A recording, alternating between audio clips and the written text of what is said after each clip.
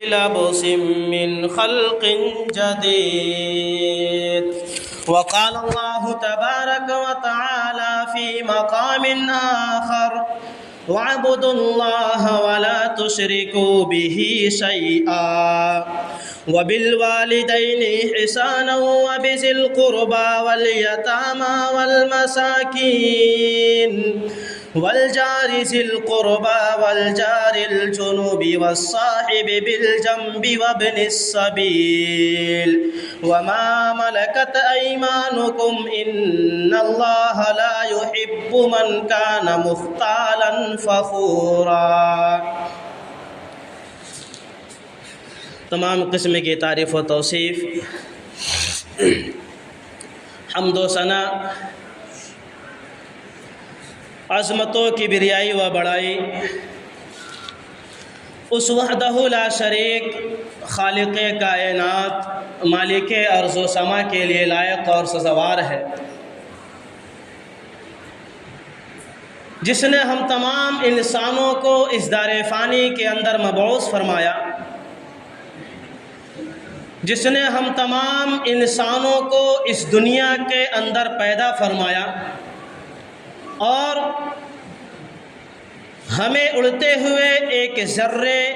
ایک چڑیے اور ایک پرندے کے مانند نہیں چھوڑا، بلکہ ہماری رشد و ہدایت کے لیے ہمیں صراط مستقیم پہ لانے کے لیے، ہم تمام لوگوں کو سیدھا راستہ دکھلانے کے لیے وقتاً فوقتاً نبیوں اور رسولوں کو بھیجتا رہا. جو ذات ہم سب کا خالق، مالک اور رازق ہے، جس رب کے سامنے ہم سجدہ ریز ہوتے ہیں، اپنے ماتھے کو ٹیکتے ہیں، اپنے ہاتھوں کو اٹھاتے ہیں، جس رب ذوالجلال والاکرام سے ہم اور آپ توبہ اور استغفار کرتے ہیں، جو ذات علی کل شیء قدیر ہے، جس ذات کی ہمارے اوپر بہت ساری نعمتیں موجود ہیں، انہی نعمتوں میں سے ایک عظیم نعمت یہ ہے کہ اللہ رب العزت والجلال نے ہم تمام انسانوں کو اشرف المخلوقات انسان بنایا اور ہمارے آخری نبی جناب محمد الرسول اللہ صلی اللہ علیہ وسلم کا امتی ہونے کا شرف بخشا. بعدہ درود و سلام کے بے شمار پھول نچھاور ہوں. جملہ کرام تمام انبیاء کرام علیہم السلام و تسلیم پر، خصوصاً نبیوں کے آخری نبی، نبیوں کی آخری کڑی، خاتم النبیین، سید المرسلین، شفیع المذنبین، رحمت للعالمین، شافع محشر، تاجدار مدینہ جناب محمد الرسول اللہ صلی اللہ علیہ وسلم کی ذات گرامی پر اللہم صلی وسلم وبارک علیہ. برادران اسلام، حاضرین جمعہ، عزیز طلبہ، میرے پیارے ساتھیوں اور بھائیوں، آج کے خطبہ جمعے کا موضوع حقوق العباد. حاضرین جمعہ، ایک مسلمان کو، ایک متقی اور پرہیزگار انسان کو مکمل مسلمان بننے کے لیے ضروری ہے کہ وہ حقوق اللہ کے ساتھ ساتھ حقوق العباد کو بھی ادا کرے. آج جب ہم اپنے معاشرے پر نظر ڈالتے ہیں، اپنے معاشرے پر، سماج پر، اپنے ماحول پر نظر دوڑاتے ہیں، تو ہمیں معلوم ہوتا ہے کہ معاشرے کے اندر بہت سارے لوگ ایسے ہیں جو حقوق اللہ کو ادا کرنے میں بڑی ہی دلچسپی سے ادا کرتے ہیں، لیکن حقوق العباد کے معاملے میں صحیح اور اچھے معلوم نہیں ہوتے ہیں. لوگوں کے ساتھ ان کے معاملات اچھے نہیں ہیں، اچھے اخلاق و کردار کے حامل نہیں ہیں، امانت داری اور دیانت داری جیسے خوبیوں سے بالکل خالی نظر آتے ہیں۔ لیکن اسی معاشرے کے اندر،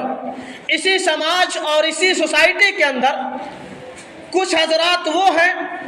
جو حقوق اللہ کو بالکل ہی ادا نہیں کرتے ہیں، لیکن حقوق العباد کے معاملے میں صحیح اور اچھے نظر آتے ہیں، لوگوں کے ساتھ ان کے معاملات اچھے ہوتے ہیں، اچھے اخلاق و کردار کے حامل ہوتے ہیں، اور امانت داری اور دیانت داری جیسے خوبیوں سے بالکل بھرے ہوئے نظر آتے ہیں۔ لیکن میرے پیارے ساتھیوں، اس بات پر غور کیجئے کہ معاشرے کے اندر، سماج اور سوسائٹی کے اندر حقوق اللہ اور حقوق العباد دونوں کو ادا کرنے والے حضرات معاشرے کے اندر بہت کم پائے جاتے ہیں۔ اس کو دوسرے طریقے سے ہم یوں سمجھ سکتے ہیں میرے بھائیوں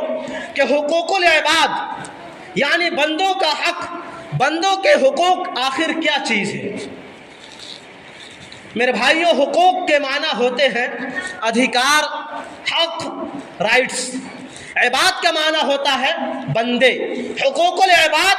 ہمارے اوپر بندوں کے کیا حقوق ہیں، بندوں کے کیا ادھیکار ہیں، بندوں کے کیا رائٹس ہیں۔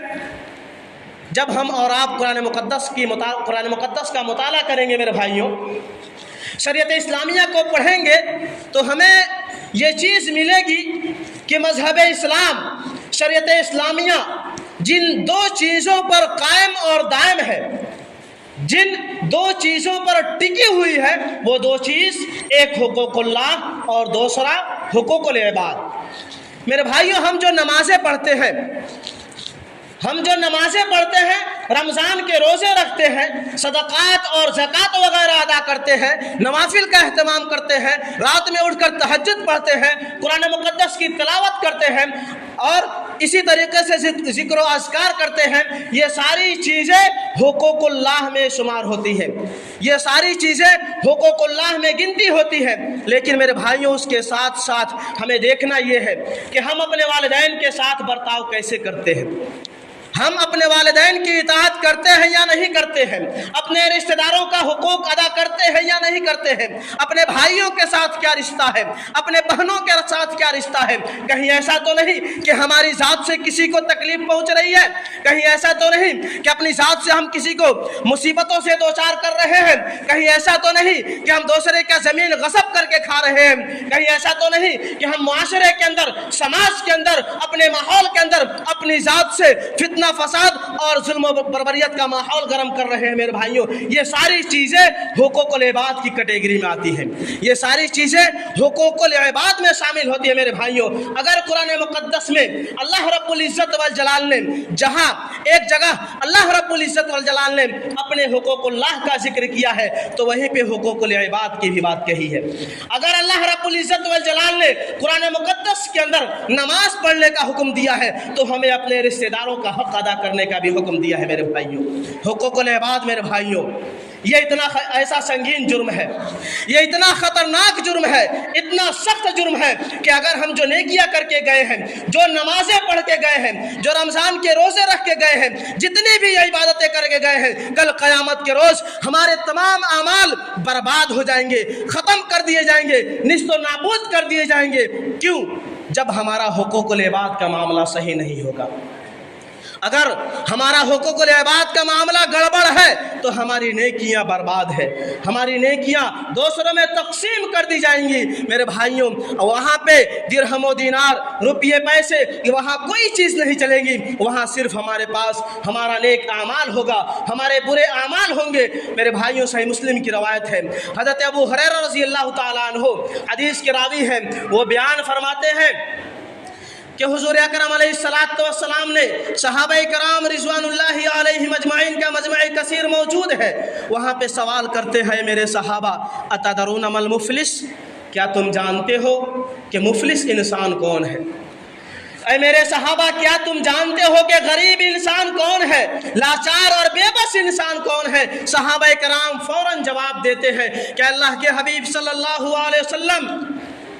مفلس انسان وہ ہے، غریب انسان وہ ہے لاچار اور بے بس فقیر انسان وہ ہے جس کے پاس مال و متاع نہیں، جس کے پاس درہم و دینار نہیں، جس کے پاس زمین اور جائیداد نہیں، جس کے پاس دولت و ثروت نہیں، جس کے پاس روپیے پیسے نہیں۔ اے اللہ کے رسول صلی اللہ علیہ وسلم، مفلس انسان وہ ہے؟ اللہ کے رسول کہتے ہیں کہ نہیں، مفلس انسان وہ نہیں ہے،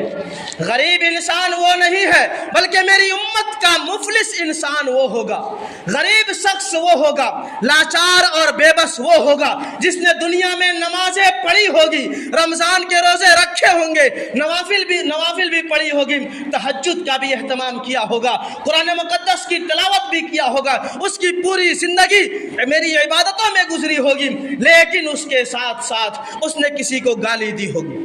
اس نے کسی کو گالی دی ہوگی، کسی پر بہتان باندھا ہوگا، کسی پر الزام تراشی کی ہوگی، کسی کا ناحق خون بہایا ہوگا، کسی کو مارا ہوگا، کسی کو پیٹا ہوگا، کسی کی ناحق زمین غصب کر کے اپنا حق جتایا ہوگا۔ میرے بھائیوں، یہ سارے مظلومین جس انسان نے دنیا میں اس کو پریشانیوں سے دوچار کیا تھا، اس کو مصیبتوں سے دوچار کیا تھا، اس کو پریشانیوں میں مبتلا کیا تھا، یہ سارے مظلومین کل بارگاہ عزدی میں اللہ رب العزت والجلال کے سامنے، میرے بھائیوں، اللہ رب العالمین کے سامنے اس عبادت گزار بندے کے خلاف استغاثہ درج کروائیں گے، رپورٹ درج کروائیں گے۔ چنانچہ اللہ رب العالمین کے حکم سے اس نیک بندے کی نیکیوں کو ان مظلومین میں تقسیم کر دیا جائے گا، ان گناہگار بندوں میں تقسیم کر دیا جائے گا۔ اب اس انسان کے پاس گناہ ہی گناہ باقی رہ جائیں گے، لیکن پھر بھی ابھی اس پر دوسروں کے حقوق باقی ہوں گے۔ پھر اللہ رب العزت والجلال حکم دے گا، ان کے گناہ اس پہ ڈال دیا جائے گا، اب اس کی نیکیاں ختم ہو جائیں گی، اس کا اعمال صالحہ برباد ہو جائے گا۔ اللہ رب العزت والجلال فرشتوں کو حکم دے گا، فرشتوں اس کو جہنم میں ڈال دو، پھینک دو جہنم میں لے جا کر۔ میرے بھائیوں ذرا توجہ دیجئے میرے بھائیوں، کہ آج ہمارے معاشرے کا، ہمارے سماج کا یہی حال ہے۔ میرے بھائیوں ہوشیار ہو جاؤ، کب تک ہم رشوت کھاتے رہیں گے؟ میرے بھائیوں کب تک ہم رشوت کھاتے رہیں گے؟ کب تک گھوس لیات رہی؟ کب تک نماز چھوڑ جاتی رہی؟ اگر ہم یہاں دنیا میں نماز پڑھ لے بنی، اگر حقوق العباد کے معاملہ ہمارا صحیح نہیں ہے، حقوق العباد کے معاملہ اگر ہمارا صحیح نہیں ہے، اگر ہم دنیا میں نماز پڑھ لے بنی، روزہ رکھ لے بنی، زکوٰۃ دے لے بنی، پورا زندگی اللہ رب العالمین کی عبادت میں گزر لے بنی، اللہ رب العالمین ہم سے خوش با، لیکن بندہ ہم سے خوش نہیں ہے، بندہ کے ہم ستائی لے بنی، اوکرا کے گالی دے لے بنی، اوکرا پر ظلم و ستم کئی لے بنی، اوکرا سے گھوس لے لے بنی، اوکرا سے رشوت لے لے بنی، وہ بندہ کل قیامت کے روز اللہ رب العالمین کے سامنے کھڑا ہوئی، اللہ رب العالمین کے سامنے کھڑا ہوئی، اللہ رب العالمین کے حکم سے ہمارا نامہ اعمال، ہمارا اچھا اعمال، ہمار نیکی وہ گنہگار بندہ کے دے دیے۔ کیا ہے میرے بھائی؟ میرے بھائیوں ذرا توجہ دیجئے کہ حقوق اللہ کے ساتھ ساتھ حقوق العباد کی کیا اہمیت ہے، بندوں کا جو حق ہے، بندوں کے جو حقوق ہے، اس کی کتنی زیادہ اہمیت ہے کہ اس کو ادا نہ کرنے سے ہمارے نماز کا ثواب، روزے کا ثواب، تہجد کا ثواب، نوافل کا ثواب، ساری چیزیں برباد ہو جا رہی ہیں۔ میرے بھائی تو ضرورت اس بات کی ہے کہ حقوق اللہ کے ساتھ ساتھ حقوق العباد کو بھی ادا کرے۔ میرے بھائیوں، میں نے خطبہ مسنونہ کے بعد سورہ نساء کی آیت نمبر 36 کی تلاوت کی ہے،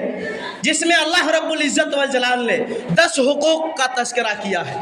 جس میں اللہ رب العزت والجلال نے 10 حقوق کا تذکرہ کیا ہے۔ اور جب آپ اس آیت پہ غور کریں گے تو آپ کو یہ چیز معلوم ہوگی کہ 10 حقوق میں سے صرف ایک حق اللہ رب العزت والجلال کا ہے، صرف ایک حق اللہ رب العزت والجلال کا ہے، اور 9 حق باقی یہ ہمارے اور آپ کے بارے میں ہے، بندوں کے حقوق کے بارے میں ہے۔ میرے بھائیوں ذرا آپ اس آیت کریمہ سے حقوق العباد کی اہمیت کا اندازہ لگائیے۔ اللہ رب العزت والجلال نے قرآن مقدس کی 12 جگہ پر رشتہ داروں کا حق دینے اور ان کے ساتھ احسان اور حسن سلوک کا معاملہ اختیار کرنے کا حکم دیا ہے۔ ایک مقام پر اللہ رب العزت والجلال بیان فرماتا ہے، وَآتِي ذَا الْقُرْبَىٰ حَقَّهُ، کہ تم اپنے رشتہ داروں کا حق دے دیا کرو۔ اس آیت کریمہ میں میرے بھائیوں بتلایا گیا ہے کہ جو حضرات معاشرے اور سماج کے اندر صاحب ثروت ہے،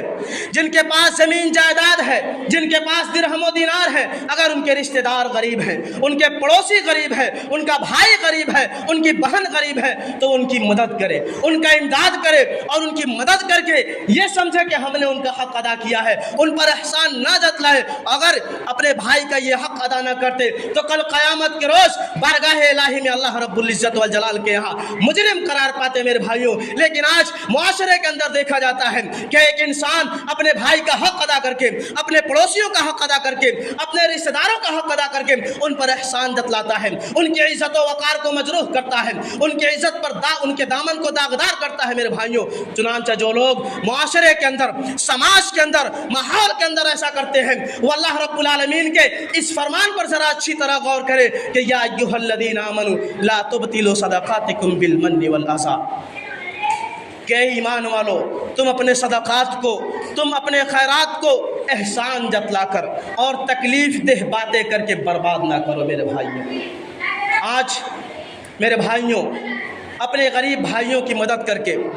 یا کسی رشتہ دار کی مدد کر کے ان پر احسان جتلانا، ان کی عزت و وقار کو مجروح کرنا، ان کے دامن کو داغدار بنانا، یہ ایک متقی انسان کی نشانی نہیں ہے، متقی اور پرہیزگار کی علامت نہیں ہے، بلکہ یہ ان لوگوں کے لیے ہے جو لوگ دکھاوے کے لیے خرچ کرتے ہیں، ریاکاری کے لیے خرچ کرتے ہیں، اور الریاء من الشرک، ریاکاری اور دکھاوا شرک میں سے ہے میرے بھائیوں۔ اور شرک یہ ایک ایسا گناہ ہے کہ جس کو اللہ رب العزت والجلال بغیر توبہ اور استغفار کے معاف نہیں کرتا ہے۔ وہ اللہ رب العزت والجلال کے حق میں ہے، چاہے تو وہ معاف کرے، چاہے تو وہ نہ معاف کرے میرے بھائیوں۔ آج ہم اپنے معاشرے کے اندر، اپنے سماج کے اندر ہمارے اس رویے سے، ہمارے اس اخلاق سے نہ جانے کتنے ضرورت مند رشتہ دار، کتنے ضرورت مند پڑوسی، ہمارے کتنے ضرورت مند بھائی ہماری مدد سے محروم نظر آتے ہیں، ہمارے مدد سے محروم نظر آتے ہیں میرے بھائیوں۔ نماز، روزہ، حج، زکوٰۃ اور دوسری عبادات وغیرہ کے ساتھ ساتھ ضرورت اس بات کی ہے کہ ہم اپنے خاندان کی ضرورت مندوں کی ضرورتوں کو، اپنے خاندان کے غریبوں کو، مسکینوں کو، لاچاروں کو اس طرح امداد کریں کہ ان کی ضرورت بھی پوری ہو جائے، ان کی عزت و آبرو بھی محفوظ رہے، ان کی ضرورت بھی پوری ہو جائے، ان کا دامن بھی صحیح سلامت اور محفوظ رہے میرے بھائیوں۔ حقوق العباد میں سے ایک حق پڑوسیوں کا ہے، حقوق العباد میں سے ایک حق پڑوسیوں کا ہے۔ پڑوسیوں کے تعلق سے آپ نے مکمل ایک خطبہ جمعہ سنا ہے۔ دو حدیث بیان کر کے میں آگے بات کو بڑھاتا ہوں۔ اللہ کے نبی صلی اللہ علیہ وسلم ارشاد فرماتے ہیں واللہ لا یؤمن واللہ لا یؤمن واللہ لا یؤمن قیل ومن یا رسول اللہ قال الذی لا یأمن جارہ بوائقہ۔ اللہ کے رسول صلی اللہ علیہ وسلم نے فرمایا کہ وہ انسان مومن نہیں، وہ انسان متقی نہیں، وہ انسان پرہیزگار نہیں، وہ انسان مسلمان نہیں۔ اللہ کے رسول سے پوچھا گیا قیل ومن یا رسول اللہ، اے اللہ کے رسول کون انسان مومن نہیں، کون انسان متقی اور پرہیزگار نہیں؟ فرمایا الذی لا یأمن جارہ بوائقہ، جس کا پڑوسی اس کے شر سے، اس کی غلاظتوں سے، اس کی پریشانیوں سے اور اس کی ظلم و ستم سے محفوظ نہ رہے میرے بھائیوں۔ اسی طرح حضور اکرم علیہ السلام نے حضرت ابو ذر رضی اللہ تعالیٰ عنہ کو خطاب کرتے ہوئے فرمایا تھا کہ یا ابا ذر اذا طبخت، اے ابو ذر رضی اللہ تعالیٰ عنہ جب تم شوربے والا سالن پکایا کرو، جب تم شوربے والا سالن پکایا کرو تو اس میں سالن زیادہ کر لیا کرو اور اپنے بھائیوں کا خیال رکھو میرے بھائیوں۔ ان کے علاوہ اور بھی بہت ساری قرآنی آیات اور احادیث نبویہ موجود ہیں جن سے معلوم ہوتا ہے کہ پڑوسیوں کے ساتھ اپنوں جیسا سلوک کیا جائے، نہ کہ بیگانوں جیسا، پڑوسیوں کا دوست بن کر رہا جائے، نہ کہ ان کا دشمن، پڑوسیوں کا ہمدرد اور خیرخواہ ہونا چاہیے، نہ کہ بداندیش اور بدخواہ ہونا چاہیے میرے بھائیوں۔ حقوق العباد میں سے ایک حق یتیموں اور مسکینوں کا ہے میرے بھائیوں۔ یتیم اسے کہتے ہیں، یتیم اسے کہتے ہیں جس کے والدین زندہ نہ ہو یا والدین میں سے کوئی ایک انتقال کر گئے۔ جب تک وہ انسان بالغ نہیں ہو جاتا تب تک وہ یتیم ہے۔ یتیموں کے مال کی حفاظت کرنا، ان کی زمین اور جائیداد کی حفاظت کرنا ان کے دولت و ثروت کی حفاظت کرنا، یہ حقوق العباد میں سے آتا ہے۔ اللہ رب العزت والجلال نے قرآن مقدس کے اندر کئی مقامات پر یتیموں کے ساتھ احسان اور حسن سلوک کا معاملہ اختیار کرنے کا حکم دیا ہے۔ ایک مقام پر اللہ رب العالمین ارشاد فرماتا ہے فَأَمَّا الْيَتِيمَ فَلَا تَقْهَرْ، کہ تم یتیم پر سختی مت کرو، یتیم پر مت جھڑکو، یتیم کو مت ڈانٹو، وَأَمَّا السَّائِلَ فَلَا تَنْهَرْ، اور سائل کو نہ جھڑکو۔ میرے بھائیوں، اس آیت کریمہ میں یتیموں کے ساتھ احسان اور حسن سلوک کا حکم دیا گیا ہے۔ ان کے ساتھ ان کو جھڑکنے سے یا ان کے ساتھ تلخ لہجہ اختیار کرنے سے منع کیا گیا ہے۔ یہی وجہ ہے کہ رسول اکرم علیہ السلام نے فرمایا تھا کہ انا وکافل الیتیم فی الجنت کاہاتین، کہ میں اور یتیم کی کفالت کرنے والا، میں اور یتیم کی پرورش اور پرداخت کرنے والا، میں اور یتیم کی دیکھ بھال کرنے والا جنت میں اس طرح ہوں گے جس طرح یہ دونوں انگلیاں آپس میں ملی ہوئی ہیں۔ یعنی میرے بھائیوں، جو شخص یتیم کی پرورش کرتا ہے، اس کے زمین اور جائیداد کی حفاظت کرتا ہے، اس کے مال و دولت کی حفاظت کرتا ہے، وہ کل رسول اکرم علیہ السلام کے ساتھ جنت میں ایسے ہوگا جیسے یہ دونوں انگلیاں آپس میں ملی ہوئی ہیں۔ میرے بھائیوں، حقوق العباد میں سے ایک حق آپ کے خادم کا ہے، آپ کے ملازم کا ہے، جو آپ کے نوکر چاکر ہیں، جو آپ کے ملازمت کرتے ہیں، جو آپ کی خدمت کرتے ہیں، جو رات و دن آپ کی خدمت میں لگے رہتے ہیں، ان کا حق کیا ہے میرے بھائیوں؟ ان کا حق یہ ہے کہ ان کو اچھے نام سے پکارا جائے، ان کا نام اچھے ڈھنگ سے لیا جائے، ان کا نام بگاڑ کر نہ لیا جائے، ان کی عیب جوئی نہ کی جائے، بلکہ مالک کو چاہیے کہ وہ اپنی اولاد کو اور اپنے خادم کو، اپنے نوکر کو اپنی اولاد کی سطح پر رکھے، کیونکہ دونوں اسی کے زیر سایہ رہ کر پلتے ہیں، اسی کے زیر سایہ رہ کر کھاتے پیتے ہیں اور اپنی زندگی بسر کرتے ہیں۔ حضرت ابو ہریرہ رضی اللہ تعالیٰ عنہ بیان فرماتے ہیں کہ رسول اکرم علیہ السلام نے ارشاد فرمایا کہ تمہارے کچھ بھائی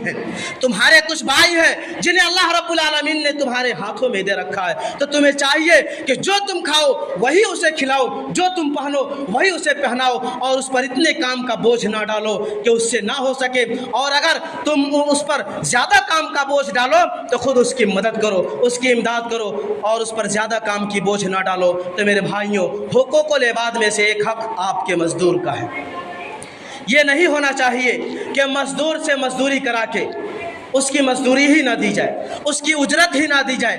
یا جتنے پہ مزدوری طے ہو اس سے کم دیا جائے۔ اللہ کے حبیب صلی اللہ علیہ وسلم ارشاد فرماتے ہیں کہ کل قیامت کے روز میدان محشر میں تین قسم کے آدمیوں سے لڑوں گا، میں تین قسم کے آدمیوں سے جھگڑوں گا۔ انہی میں سے ایک شخص وہ ہوگا جس نے کسی مزدور کو مزدوری پہ رکھا، جس نے کسی مزدور کو مزدوری پہ رکھا اور اسے پورا کام کرایا، پھر اس کی اجرت نہ دی۔ میرے بھائیوں، حقوق العباد میں سے یہ بھی ہے کہ اپنے اہل و عیال کے حقوق ادا کرنا، رشتہ داروں کے حقوق ادا کرنا، پڑوسیوں کے حقوق ادا کرنا، اپنے مہمانوں کے حقوق ادا کرنا۔ جب آپ کو کسی معاملے میں بلایا جائے تو وہاں عدل و انصاف سے کام لینا، جب آپ کو کسی معاملے میں بلایا جائے تو وہاں عدل و انصاف سے کام لینا۔ یہ نہیں ہونا چاہیے کہ اپنا آدمی ہے تو اپنے حساب سے کام لیا جائے۔ میرے بھائیوں، حضور اکرم علیہ السلام کے زمانے میں فاطمہ نام کی ایک بچی نے چوری کر لی تھی، بڑے گھرانے کی بچی تھی، چنانچہ معاملہ حضور اکرم علیہ السلام کی خدمت میں لایا گیا۔ ان کے چہیتے غلام حضرت زید رضی اللہ تعالیٰ عنہ سفارش کے لیے پہنچتے ہیں۔ نبی اکرم علیہ السلام اپنے چہیتے غلام کو فوراً ڈانٹتے ہیں اور کہتے ہیں کہ تم شریعت کی حدود کی بات کرتے ہو، شریعت کے متعلق بات کرتے ہو، اے میرے چہیتے غلام حضرت زید رضی اللہ تعالیٰ عنہ، سنو کہ اگر خدا کی قسم، محمد اللہ رب العالمین اس ذات کی قسم جس کے ہاتھ میں میری جان ہے، لو سرقت فاطمہ بنت محمد لقطعت یدہا، کہ اگر فاطمہ بنت محمد بھی چوری کرتی تو میں اس کا ہاتھ کاٹ ڈالتا۔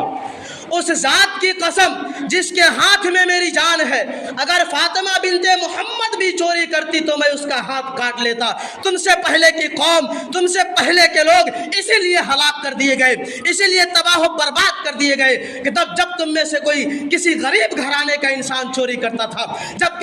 کوئی لاچار اور بے بس انسان کوئی خطا کرتا تھا تو تم اس پر شریعت کا قانون نافذ کرتے تھے، تم اس پر حد جاری کرتے تھے، اور جب کسی بڑے گھرانے کا کوئی انسان کوئی شخص خطا کرتا تھا تو تم اسے سود لے کر رشوت لے کر ختم کر دیا کرتے تھے۔ اسی وجہ سے پہلے لوگوں کو اللہ رب العزت والجلال نے برباد کر دیا۔ میرے بھائیوں، آج ہم نے کے سماج کے اندر، معاشرہ کے اندر یہ ہوتا کہ اگر कोनो غریب انسان سے कोनो خطا ہو جاتا، कोनो غریب انسان سے कोनो غلطی سرزد ہوتا تھا تو اگر سے رشوت لے کے گھوس لے کے معاملہ کے نپٹا دو جاتا، اور جب कोनो مالدار انسان کے اولاد कोनो غلطی کرتا تو کونو چیز گوارا نہیں کی، کونو چیز سنوا نہیں کی، اندر ہی اندر ختم، رشوت گھوس کے کوئی بات نہیں۔ میرے بھائیوں، اسی وجہ سے اللہ رب العزت والجلال نے حضرت داؤد علیہ السلام کو خطاب کرتے ہوئے فرمایا تھا، یا داؤد انا جعلناک خلیفۃ فی الارض فاحکم بین الناس بالحق ولا تتبع الہوی۔ اے داؤد، ہم نے تمہیں زمین میں خلیفہ بنایا ہے، ہم نے تمہیں زمین میں بادشاہ اور حکمران بنایا ہے، تم لوگوں کے درمیان انصاف کے ساتھ فیصلہ کرنا، تم لوگوں کے درمیان انصاف کے ساتھ فیصلہ کرنا، ولا تتبع الہوی، اور خواہش نفس کی اتباع مت کرنا، خواہش نفس کی اتباع مت کرنا۔ میرے بھائیوں ذرا توجہ دیجئے کہ اس آیت کریمہ میں اللہ رب العزت والجلال نے حضرت داؤد علیہ السلام کو انصاف پر مبنی فیصلہ کرنے کے ساتھ ساتھ خواہش نفس کی اتباع سے بھی منع کیا ہے۔ اس کی وجہ یہ ہو سکتی ہے کہ اگر کوئی انسان فیصلہ کرتے وقت خواہش نفس کی اتباع کرے گا، اس کی پیروی کرے گا، یا لوگوں کی خواہشات کو مد نظر رکھتے ہوئے فیصلہ کرے گا، تو اس کا فیصلہ کبھی بھی انصاف پر مبنی نہیں ہوگا، بلکہ اس کا فیصلہ ناانصافیوں پر مبنی ہوگا، یہاں تک کہ اس فیصلے میں ظلم تک بھی پایا جائے گا۔ میرے بھائیوں، حقوق العباد میں سے یہ بھی ہے کہ اپنی ذات سے کسی کو تکلیف نہ دیں، اپنی ذات سے کسی کو برا بھلا نہ کہیں، کیونکہ حدیث کے اندر یہ الفاظ وارد ہوا ہے کہ المسلم من سلم المسلمون من لسانہ و یدہ، کہ مسلمان وہ ہے کہ جس کے ہاتھ سے دوسرے مسلمان محفوظ صحیح سلامت رہے۔ میرے بھائیوں، تو ضرورت اس بات کی ہے کہ نماز، روزہ، حج، زکوٰۃ اور دوسری عبادات وغیرہ کو ادا کرنے کے ساتھ ساتھ ضرورت اس بات کی ہے کہ ہم حقوق العباد کو سمجھیں اور اس کو ادا کریں۔ آخر میں اللہ رب العزت والجلال سے دعا ہے کہ الہ العالمین تو ہم تمام لوگوں کو حقوق اللہ کے ساتھ ساتھ حقوق العباد کو سمجھنے اور اسے صحیح طریقے سے ادا کرنے کی توفیق عطا فرما۔ الہ العالمین ہم میں سے جو لوگ بیمار ہیں تو انہیں شفاء کلی عطا فرما۔ الہ العالمین تو ہمیں جب تک زندہ رکھ، اسلام پر زندہ رکھ، اور جب ہمارا خاتمہ ہو تو ایمان بالخیر ہو۔ اقول قولی ھذا واستغفر اللہ لی ولکم ولسائر المسلمین واستغفروہ